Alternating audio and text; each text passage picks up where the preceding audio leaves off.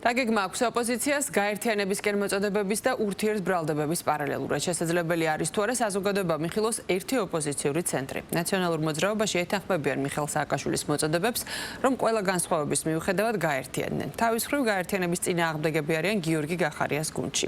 მართლ პარტიაში კი ამბობენ, რომ ოპოზიციურ პარტიებს არანაირი შანსი არ აქვთ.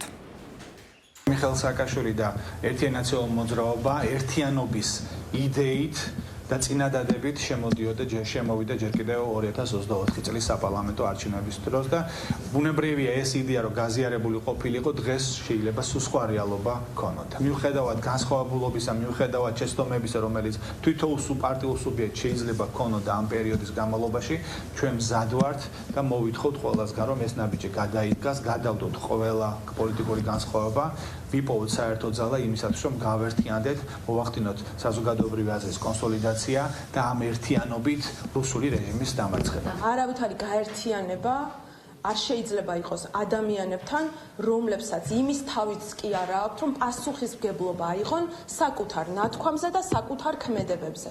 4 ოქტომბრის მოვლენებზე ამ ადამიანებმა და ნაციონალურმა მოძრაობამ უნდა აიღოს პასუხისმგებლობა იმისთვის, რომ ჩვენ შევძლოთ, რომ რეჟიმს რაღაცნაირად დავაკლოთ რამე და რაღაცნაირად ადამიანები, რომლებიც ყოველდღიურად ითხოვენ სამართლიანობის აღდგენას, აი ამ ყველაფერს უნდა გაეცეს პასუხი მხოლოდ იმის შემდეგ, რის შემდეგაც უპასუხისმგებლო პოლიტიკოსები აიღებენ საკუთარ თავზე პასუხისმგებლობას იმისას, რაც განახორციელეს 4 ოქტომბერს. განადგურების პირასყოფი ოპოზიცია სულ უფრო და უფრო მეტ ქაოსში ეხვევა და ეს ბუნებრივია, თვითონ მათგანმა დაიმსახურა სწორედ ის უხერხული და მძიმე მდგომარეობა, რომელშიც მათ საკუთარი თავები ჩააგდეს, ვინაიდან ეს ემართება ყველას, ვინც არის არა საკუთარი ქვეყნის მოქალაქეები, საკუთარი ქვეყნის, არამედ უცხო ძალების სამსახურში. ეხლა ვინ ვისთან ერთდება, ვინ ვის გამოერთდება და ასე შემდეგ, ამას ისედაც არანაირი ფასი არ აქვს საზოგადოებისთვისაც და კიდევ ერთხელ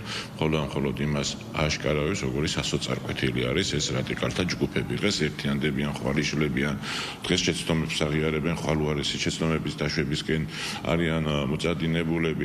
როგორც ჩანს, ეს არის აგენტურის სახე, აგენტურის ბედიც და რაც უფრო მალე მოხდება გაწმენდა ასეთი ძალებისგან ქართული პოლიტიკისა, მით უფრო გაჩანს სახდება ქართული პოლიტიკა და დემოკრატია.